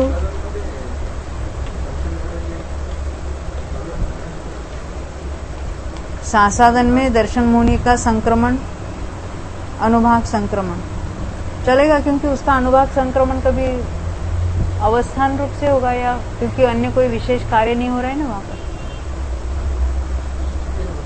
हाँ? नया बंध कैसा हुआ? बंध तो है ही नहीं वहां पर, यानी वहाँ अन्य भी कोई अवस्था नहीं होगा ना। हाँ, क्योंकि और उसके अनुभाग कांडक में तो सम्यक तो प्राप्त किया। उपशम सम्यक तो के पहले अपूर्वकरण अनिवृत्तिकरण में तो कांडक घात हुए। अब सम्यक तो प्राप्त हो गया, अब अनुभाग कांडक होने का कोई सवाल नहीं है। यदि अनंत अनुबंधी की विसंयोजना करता है तो ही अनुभाग कांडक होता है, अन्यथा उसका अनुभाग उतना का उतना रहेगा। हमने देखा था सर्वार सिद्धि में तो उतना का उतना रहेगा 33 सागर तक, यानी उतना अनुभाग रहेगा उसका। तो वो सासाधन में आया है, तो मिथ्यात्व का अनुभाग ना बढ़ेगा ना घटेगा कुछ, वहां तो कुछ क्रिया ही नहीं है, क्योंकि बढ़ता कब है? जब बंद होगा। मिथ्यात्व में तो मिथ्यात्व में जाकर बंद होगा, यहाँ तो कोई सवाल नहीं है। और विसंयोजना करके वापस आने वाला अधिक बंध करेगा नहीं कुछ काल तक। इसका बंध मिथ्यात्व का भी वो संक्लेश होने के लिए अंतर्मूर्त चला जाएगा, जैसे हमने अनंत अनुबंधी में देखा। संयोजना करने पर भी उसका एक स्थानिक बंध है, फिर जाके एक अंतर्मूर्त के बाद ज्यादा है, फिर भी एक इंद्रिय से कम अनुभाग। तो उसकी इतनी विशुद्धि है, तो मिथ्यात्व को भी मंद ही अनुभाग बंधेगा, यानी अंतर्मूर्त के पहले तो उसका बढ़ेगा नहीं उसमें। अच्छा है, प्रश्न पूछते तो उसके ऊपर विचार भी करते हैं ना, उत्तर भी मिल जाता है। परंतु गति संबंधी अन्य मार्गणाओं में होता ऐसा नहीं होता, ऐसा नहीं कहा। गति संबंधी अन्य यानी अन्य गतियों में नहीं होता। अन्य मार्गणा जो है, जो काय मार्गणा है, योग मार्गणा है, उसमें तो होगा। जहां जहां जिन मार्गणाओं में मनुष्य त्रिक संभव है वहां वो उनका सभी पद होगा। हाँ, वो होगा, वैसा ही कथन होगा। इसलिए कहते गति संबंधी अन्य मार्गणाओं में ओघ संबंधी सब प्ररूपण घटित नहीं होकर अनुभाग विभक्ति के समान भंग बन जाने से उनमें अनुभाग विभक्ति के समान जानने की सूचना की है, जो अभी हमने देख लिया है कि जहाँ विसंयोजना होती है वहां तो चारों गति में होती है, वो तो घटित होगा वहां पर। दर्शन मोहिनी की क्षपणा मात्र मनुष्यों में होती है, वो नहीं घटित होगा। मिथ्यात्व की वृद्धि हानि वो तो सभी मिथ्या दृष्टियों के संभव है, तो वो भी घटित होगा वहां पर। जघन्य अनुभाग नहीं कह रहे हम, हानि जघन्य कह रहे हैं, वृद्धि जघन्य कह रहे हैं, उत्कृष्ट वृद्धि कह रहे हैं, उत्कृष्ट हानि कह रहे हैं, यानी 6 वृद्धि हानियां वहां संभव है, ये बात बताए। इस प्रकार समुत्कीर्तना समाप्त, यानी वृद्धियां होती है इतना ही कथन कर दिया। अब वो स्वामित्व यानी किसके होती है वो बात अभी यहां पर बताएंगे। सामित्तम, अब स्वामित्व को कहते हैं। समुत्कीर्तना के बाद स्वामित्व अधिकृत है, इसलिए अधिकार की संभाल करने के लिए यह सूत्र आया है। मिच्छत्तस्य 26 वड्ढी 5 हानि कस्स। अब हानि में 5 ही लिया, क्योंकि स्वामित्व में जो कुछ वेरिएशन है वो यहां बताएंगे। तो कहते हैं मिथ्यात्व की 6 प्रकार की वृद्धियों और 5 प्रकार की हानियों का स्वामी कौन है? क्या मिथ्या दृष्टि या सम्यक दृष्टि या दोनों ही प्रकृति में स्वामी हैं? इस प्रकार पृच्छा की गई है। वृद्धियां तो सम्यक दृष्टि के हो ही नहीं सकती, यानी उतना तो हम सोच भी सकते। मिथ्यात्व की यहाँ पर 5 प्रकार की हानि ऐसा कहने पर अनंत गुणहानि को छोड़कर शेष 5 हानियों का संग्रह करना चाहिए। अनंत गुणहानि वाला ने हमने देखा था, वो बड़ा कांड क्या है उसका थोड़ा कम। हमने जो स्थान देखे थे उसके अनंत गुणहानि के भी बहुत सारे स्थान। तो कहते हैं ये 6 वृद्धि और 5 हानि किसके होती है? उसके उत्तर में कहते हैं मिच्छा इट्ठिस अन्नयरस, अन्यतर मिथ्या दृष्टि जीव उनका स्वामी है।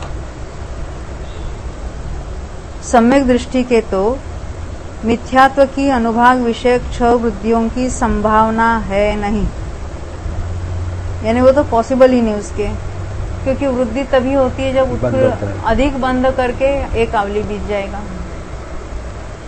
क्योंकि वहां पर मिथ्यात्व का बंधन नहीं होता। यानी मिथ्यात्व के अनुभाग की वृद्धि मात्र मिथ्या दृष्टि के हो सकती है, और बंध के बिना अनुभाग संक्रम की वृद्धि नहीं उपलब्ध होती है, क्योंकि ऐसा पाया नहीं जाता। ये तो रूल हो गया। उसी प्रकार 5 हानियां भी वहां पर नहीं है, क्योंकि अत्यंत मंद विशुद्धि से भी कांडघात करने वाले सम्यक दृष्टि जीव के अनंत गुणहानि को छोड़कर शेष 5 हानियां असंभव है। क्या कहना चाहते हैं? सम्यक दृष्टि जीव यदि हानि करता है तो अनंत गुणहानि ही करेगा, क्योंकि उसकी विशुद्धि ज्यादा है। मिथ्या दृष्टि जीव 5 करेगा, मिथ्यात्व ही अवस्था में वो 5 हानि जो करेगा। पहले जितना बंधा है, सत्ता में है, उसकी थोड़ी थोड़ी हानि करेगा, फिर भी अधिक से अधिक भी करेगा तो असंख्यात गुणहानि ही होगी। तो 5 हानियां उसके हो सकती है, यह अनंत गुणहानि वाली हानि नहीं होगी। इसलिए मिथ्या दृष्टि के ही विवक्षित 6 वृद्धियों और 5 हानियों का स्वामित्व है। इस प्रकार इस सूत्र का अर्थ सुनिर्णित है, यानी निश्चित है। यहाँ पर सूत्र में जो अन्यतर पद का ग्रहण किया है वह अवगाहन आदि विशेष के निषेध के लिए जानना चाहिए, यानी किसी विशिष्ट गति या बड़ी अवगाहना वाला है ऐसी कोई बात उसमें नहीं है। अन्य विशेषता उसमें कुछ जरूरी नहीं है, इसलिए अन्यतर कह दिया। अब कहते हैं कि ये तो यहाँ तो 6 वृद्धियां 5 हानियां तो बता दी। अब कहते हैं अनंत गुणानि और अवस्थित वाला तो बताया नहीं है, तो उसका स्वामी कौन है? ऊपर पूछते अनंत गुणहानि अवठित संकमो कस्य। मिथ्यात्व की बात चल रही है। अनंत गुणहानि और अवस्थित संक्रम का स्वामी कौन है? यह सूत्र सुगम है, क्योंकि प्रश्न मात्र में इसका व्यापार हुआ है, यानी ये तो प्रश्न ही है, तो इसका अर्थ ख्याल में आ रहे हैं। कहते अन्नयरस, अन्यतर जीव उनका स्वामी है। किसकी बात चल रही है? अनंत गुणहानि वाली। और व्यवस्थित का अन्य हानियां जो है वो सम्यक दृष्टि के नहीं होती है। मिथ्या दृष्टि की होती है। मिथ्या दृष्टि के तो 6 हो सकती है। ऐसा नहीं कि मिथ्या दृष्टि के 5 होती है और सम्यक दृष्टि की 6वीं होती है, ऐसा नहीं है। अनंत गुण हानि सम्यक दृष्टि के भी होती है, मिथ्या दृष्टि के भी होती है, परंतु अन्य जो 5 हानियां हैं वो सम्यक दृष्टि के नहीं होगी, मिथ्या तो नहीं होगी। इसका अर्थ क्या है? मिथ्या दृष्टि में 6 हानियां होती है तो सम्यक दृष्टि में होगी तो मात्र एक अनंत गुण हानि ही होगी।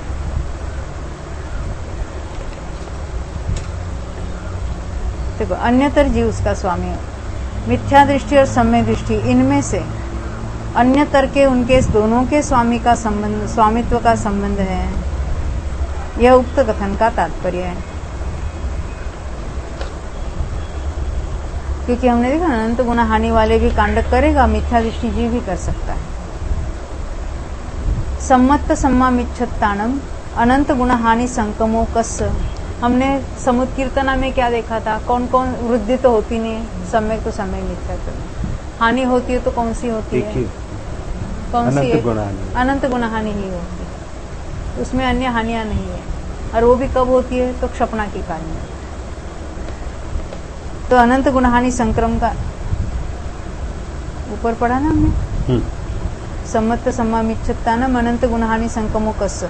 सम्यक और सम्यक मिथ्यात्व के अनंत गुणहानि संक्रम का स्वामी कौन है?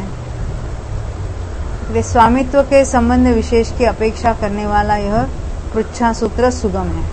यानी यहाँ तो मात्र प्रश्न ही पूछा है, उसका उत्तर तो आगे होता है। दंसन मोहनीयम खवेन्तस्य, दर्शन मोहनी की क्षपणा करने वाला जीव उसका स्वामी है।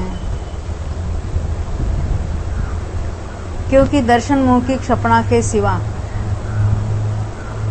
अन्यत्र इन प्रकृतियों की बात चल रही है, अनुभाघात होना असंभव है। यानी ना ही उद्वेलना में होता है और ना ही अन्य कोई सम्यक दृष्टि है, अनंतानुबंधी की विसर्जना कर रहा है, तो मिथ्यात्वादी अन्य प्रकृतियों का तो घात होता है अनुभाग कांड पर। सम्यक तो सम्यक, मिथ्यात्व तो उत्कृष्ट ही रहता है उसके लिए। मात्र क्षपणा के काल में जब अनुभाग कांडक शुरू होता है तब इसका घात होगा। इसलिए अन्य विषय के परिहार द्वारा यहीं पर स्वामित्व है। इस प्रकार सम्यक प्रकार से अवधारण किया। धा चाहिए, घात दिख रहा है। सम्यक यानी समीचीन, यथार्थ, अवधारण करना यानी जानना। अब सम्यक और सम्यक मिथ्यात्व के बारे में पूछे हैं। अवस्थान संक्रमो कस्य, उनके अवस्थान संक्रम का स्वामी कौन है? यह सूत्र सुगम है। दोनों तो कहते हैं अन्नदरस्य, अन्यतर जीव उसका स्वामी है। क्योंकि मिथ्या दृष्टि और सम्यक दृष्टि के उसकी उपलब्धि होने में विरोध नहीं आता। मेरा प्रश्न है, दर्शन मोहनी की क्षपणा करने वाला इसके अवस्थान का स्वामी है कि नहीं है? क्योंकि हानि वाला हमने देखा ना, अनंत गुणहानि कौन करता है? तो दर्शन मोहनी की क्षपणा करता है। तो अवस्थान दर्शन मोहनी के क्षपक को इसका अवस्थान होगा कि नहीं होगा? हाँ, दो कांडक के बीच। देखो, एक कांडक पूर्ण हो गया तो घात हो गया, फिर दूसरा कांडक जब तक चल रहा है तब तक अवस्थान ही होगा ना उसका, भले क्षपणा कर रहा है। अवस्थान कब नहीं होगा? वो कृतकृत्य वेदक की बात करते, जब 8 वर्ष के बाद वो प्रति समय जब वहां अपवर्तना होते हैं वहां पर उसके अवस्थान नहीं होगा। परंतु क्षपणा का कार्य तो मिथ्यात्व की क्षपणा चल रही, सम्यक मिथ्यात्व की चल रही, उसमें तो उसका घात हो ही रहा है, परंतु बीच बीच में कांडक में अवस्थान भी है। तो इसलिए अन्यतर उसका स्वामी कहा। क्योंकि मिथ्या दृष्टि और सम्यक दृष्टि के उसकी उपलब्धि होने में विरोध नहीं आता। इनमें अवक्तव्य भी है, सम्यक सम्यक मिथ्यात्व में। अवक्तव्य संक्रमो कस्य, उनके अवक्तव्य संक्रम का स्वामी कौन है? यह सूत्र सुगम है। ते विधीय समय उपसम सम्मा इट्ठिस्य, द्वितीय समयवर्ती उपशम समय दृष्टि जीव उसका स्वामी है। क्योंकि जिसके सत्ता नहीं थी, संक्रम नहीं था, सत्ता के बदले हम संक्रम कहेंगे, पहले संक्रम नहीं था, अभी शुरू हुआ, तो कैसे शुरू हुआ? तो औपशमिक सम्यक तो प्राप्त हुआ, उसकी सत्ता बनी और दूसरे समय से उसका संक्रमण शुरू हुआ।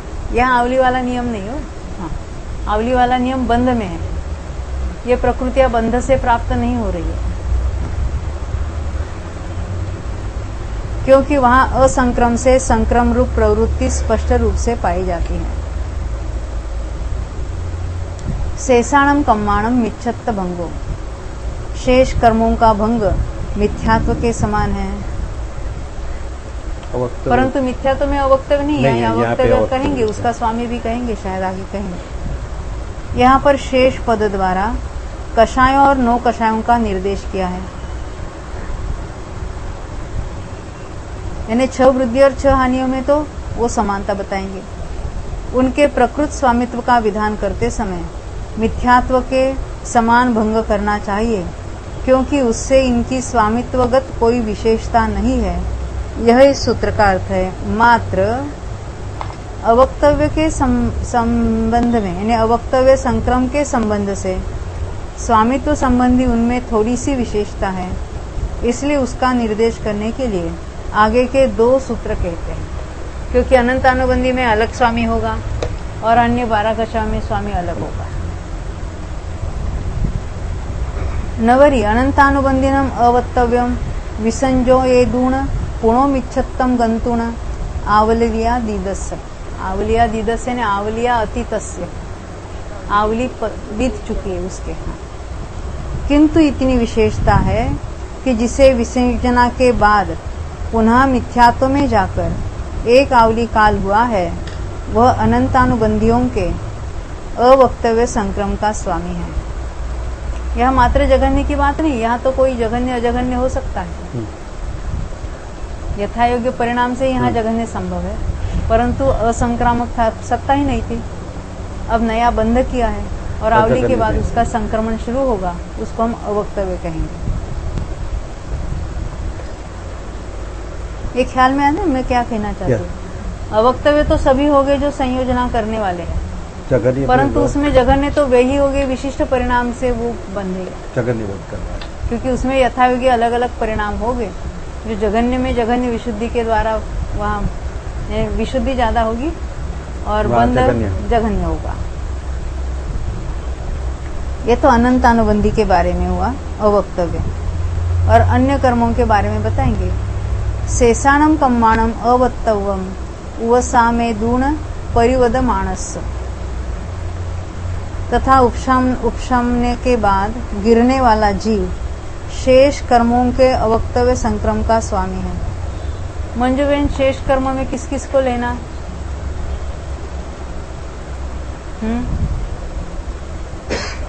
यहाँ क्या कहा? अवक्तव्य संक्रम किस किस में होता है? सम्यक सम्यक मिथ्यात्व की बात बता चुके, अनंतानुबंधी में होता है अवक्तव्य, वो भी बता चुके। शेष कौन रहे अभी? हाँ, बहुत अच्छा, 12 कषाय और 9 कषाय, उनमें जो अवक्तव्य होता है वो कब होता है? उपशम श्रेणी से गिरते हुए होता है, तथा उपशमना के बाद गिरने वाला जीव शेष कर्मों के अवक्तव्य संक्रम का स्वामी है। ये दोनों ही सूत्र सुबोध है, क्योंकि हमने अलग अलग पद्धति से बहुत बार चर्चा हो गई अपनी, वहां नहीं समझ में आवे ऐसे है। इस प्रकार ओघ से स्वामित्व का अनुगम किया। अब चूर्णी सूत्र द्वारा कहे गए अर्थ का निर्णय करने के लिए यहाँ पर उच्चारणा को बतलाते हैं। उच्चारणा की अपेक्षा स्वामित्व दोबारा कहेंगे। यहाँ स्वामित्व अनुगम की अपेक्षा निर्देश 2 प्रकार का है, ओघ और आदेश। ओघ से देखो, हमेशा जब हम देख रहे थे उत्कृष्ट और जघन्य की बात पहले उठाई थी, फिर उत्कृष्ट में और कथन करते। यहाँ तो क्या है, वृद्धि की जो कितना प्रमाण है उसको बताना है, तो उसमें तो जघन्य उत्कृष्ट सब आ गई, क्योंकि वृद्धि में अनंत भाग वृद्धि से अनंत गुणा वृद्धि तक के सारे वृद्धि में ले लिए और हानि में भी सभी ले लिए। तो यहाँ उत्कृष्ट जघन्य का ऐसा नहीं, केवल ओघ और आदेश ऐसे 2 भाग हो गए। अन्यत्र हमने पहले उत्कृष्ट भी पद होता है, जघन्य भी पद होता है, ऐसी बात की। यहाँ तो वृद्धि में 6 प्रकार के वृद्धियां, 6 प्रकार की हानियों का कथन है, इसलिए उसका स्वामित्व कहाँ है वो बात बता रहे। ओघ और आदेश, ओघ से अनुभाग विभक्ति के समान भंग है। इतनी विशेषता है कि 12 कषाय और 9 कषायों के अवक्तव्य संक्रम का भंग भुजगार संक्रम के अवक्तव्य भंग के समान है। यानी भुजगार अल्पतर अवस्थित और अवक्तव्य में हमने देखा था, और यही देखा भी उपशम श्रेणी से गिरते हुए। इसी प्रकार मनुष्य त्रिक में जानना चाहिए। शेष सब मार्गणाओं में अनुभाग विभक्ति के समान भंग है। शेष सब मार्गणाओं में गति मार्गणा, इंद्रिय मार्गणा आदि मार्गणाओं में, क्योंकि अनुभाग संक्रम के प्रकरण में हमने हर एक मार्गणा पर वहां घटा के देखा था। अब स्वामित्व संबंधी सूत्र के द्वारा सूचित हुए कालादि अनुयोग द्वारों का विशेष व्याख्यान करने के लिए यहाँ पर उच्चारणा का अनुगम करते हैं। यहाँ तो मूल में चूली सूत्र में 3 ही बताए हैं, समुत्कीर्तना, स्वामित्व और अल्पभूत। स्वामित्व से उसके काल आदि जो है वो सिद्ध होते हैं, उसी में गर्भित है। जैसे कोई वृद्धि या कोई हानि होती है तो लगातार हो सकती है क्या, और होती है तो कम से कम कितने काल और अधिक से अधिक कितने काल। क्या वृद्धि लगातार हो सकती है, और उसमें भी विशिष्ट वृद्धि की बात है। अनंत गुणा वृद्धि के दूसरे समय भी अनंत गुणा वृद्धि हो सकती है, ये बताएंगे अभी। तो केवल भुजगार नहीं कहना है, पर्टिकुलर यानी स्पेसिफिक विशिष्ट वृद्धि होती है कि नहीं लगातार, इसकी बात चलेगी। भुजगार में तो हमने कहा ना, भुजगार होता है लगातार। वो हानि भी एक समय होती है, जब जहाँ क्षपणा होती है सूक्ष्म लोभ और सम्यक वगैरह में प्रति समय भी होती है। तो ऐसे विशिष्ट हानि या वृद्धि लगातार कितने समय तक होगी, एक समय तक। ये वृद्धि का यहाँ विषय चलेगा। तो वृद्धि का काल कहलाएगा इसको। तो कालानुगम से निर्देश 2 प्रकार का है। समझ में है ना काल किसको कहना। ओघ और आदेश, ओघ से अनुभाग विभक्ति के समान भंग है। इतनी विशेषता है कि 12 कषाय और 9 कषायों के अवक्तव्य संक्रम का जघन्य और उत्कृष्ट काल एक समय है। और मनुष्य त्रिक में अनुभाग विभक्ति के समान भंग है। इतनी विशेषता है 12 कषाय और 9 कषायों के अवक्तव्य संक्रम का भंग ओघ के समान, यानी एक समय है। शेष मार्गणाओं में अनुभाग विभक्ति के समान भंग है। देखो अनुभाग विभक्ति में जरा देख लेते हैं हम। पर वहाँ पे तो खाली वृद्धि बताई थी, यहाँ पे ये 6 वृद्धि कितने काल वहाँ भी 6 वृद्धि बताई थी ना। वृद्धि विभक्ति में वहाँ तो हमने काल अंतर वो सब देखा था। देखो 309 पृष्ठ है, पुस्तक 5वीं, पेज 309। कालानुगम वहां से शुरू होता है, नीचे से 3री लाइन। मिला क्या है आपके पास? कालानुगम की अपेक्षा निर्देश 2 प्रकार है। यहाँ अनुभाग विभक्ति की बात है, संक्रम का ऐसे हम गठित कर सकते हैं। ओघ और आदेश, ओघ से मिथ्यात्व 8 कषाय और 8-9 कषायों की 5 वृद्धियों का जघन्य काल एक समय है, और उत्कृष्ट काल आवली के असंख्यातवे भाग प्रमाण, यानी लगातार बढ़ता बढ़ता बढ़ता चला जाएगा, कोई 5 में से एक, तो लगातार कितने समय तक, तो आवली के असंख्यातवे भाग काल तक। उत्कृष्ट अनंत गुण वृद्धि का जघन्य काल एक समय, और उत्कृष्ट काल अंतर्मूर्त है। अनंत गुणा वृद्धि अनंत गुणा वृद्धि अनंत गुणा वृद्धि लगातार चले तो अंतर्मूर्त तक होती है। 6 हानियों का जघन्य और उत्कृष्ट काल एक समय है, हमने देखा था ना। क्योंकि यहाँ 8 समय हमने जो लिया था वहाँ पर प्रतिपक्ष का बंद करते करते हुआ वो यहाँ पे 8 कषाय और 8 कषायों की बात की है। तो 8 कषाय में कौन सा कषाय लेने का है? अप्रत्यय का, प्रत्यय का? पुरुष वेद की बात यहाँ अलग से हाँ ली। पुरुष वेद की अलग से बताइए, वो तो 8-9 कसाई में, और 8 कसाई की बात है। हाँ 5 देखो वहाँ संज्वलन को अलग बताएंगे। हाँ संज्वलन को, और अनंत अनंत अनुबंधी का तो हमेशा वो अलग से बताते ही है। तो ये अप्रत्याख्यान प्रत्याख्यान की बात है, और 8-9 कसाई में पुरुष वेद को छोड़ा है। हाँ बराबर। अनंत गुणवृद्धि का जघन्य काल एक समय और उत्कृष्ट अंतर्मूर्त अंतर्मूर्त। बताए। ये अंतर्मूर्त है, वो अवली के असंख्या का भाग है। 6 हानियों का जघन्य और उत्कृष्ट काल एक समय है। 6 हानियां कांडक के घात के द्वारा होगी तो एक ही समय के समय में लिए, होगी। जब जब कांडक घात होगा। क्योंकि अपकर्षण के द्वारा अनुभाग कांडक की द्विचरम आदि फालियों के पतन होने पर अनुभाग कांडक का घात नहीं होता, चरम फाली के पतन पर घात होता है।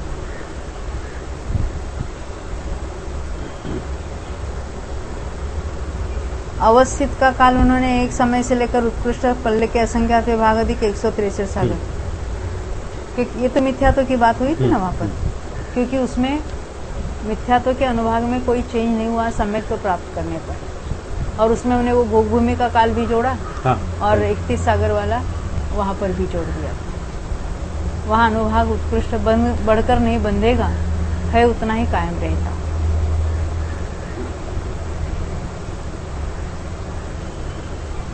ये हमें आदेश में देखना था ना खास, फिर भी ये देख लेते अभी हम। सम्यक प्रकृति का अनंत गुणहानि का जघन्य काल एक समय है और उत्कृष्ट काल अंतर्मूर्त। ये कैसे होगा? सम्यक प्रकृति में,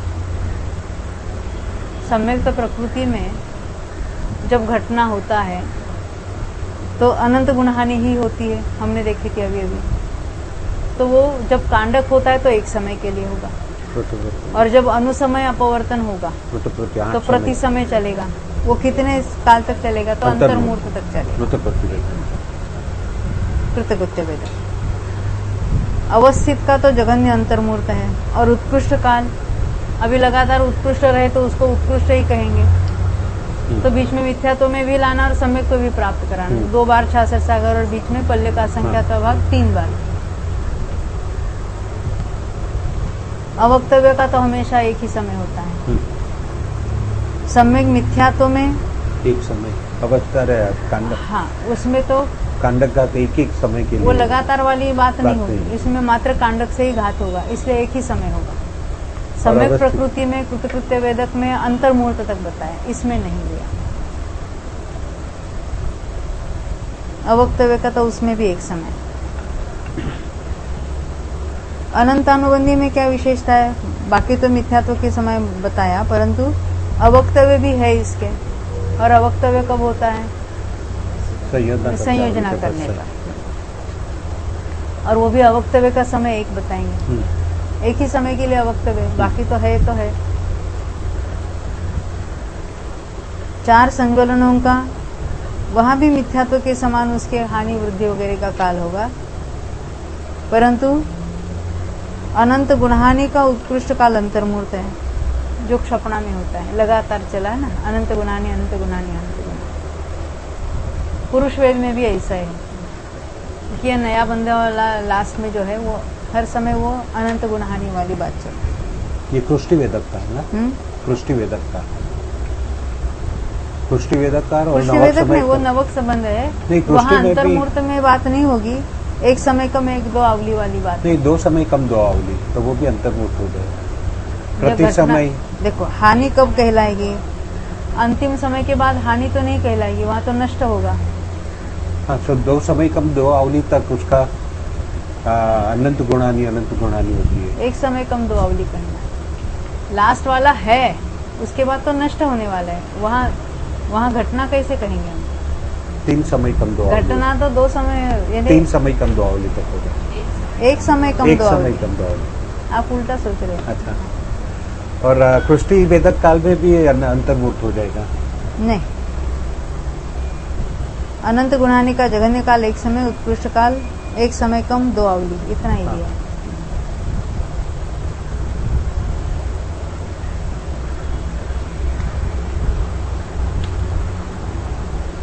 अभी इसी को आदेश में बताया है। अभी जहाँ जहाँ वो सम्यक प्रकृति सम्यक मिथ्यात्व की बात, उसमें जो डिफरेंस होगा, अनंतानुबंधी के विसंयोजना संयोजना में वो तो वही बात होगी। मिथ्यात्व के बारे में भी वहाँ भी मिथ्या दृष्टि जीव है, उसके भी छो हानियाँ छो वृद्धियाँ वगैरह सब हो सकती है, तो वहाँ उसका भी काल वैसा हम घटित कर सकते हैं।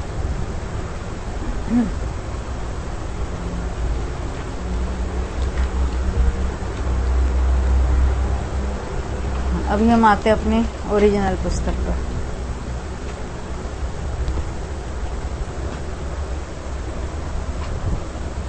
समय हो गया ना अपना, विशेषार्थ पढ़ेंगे कौन सा? 2 लाइन रहेगी, इतनी विशेषताएं वहाँ नहीं हो गया। शेष मार्गणाओं में पढ़ा था ना हमने, अनुभाग विभक्ति के समान बन गए, विशेषार्थ ही रह गया था।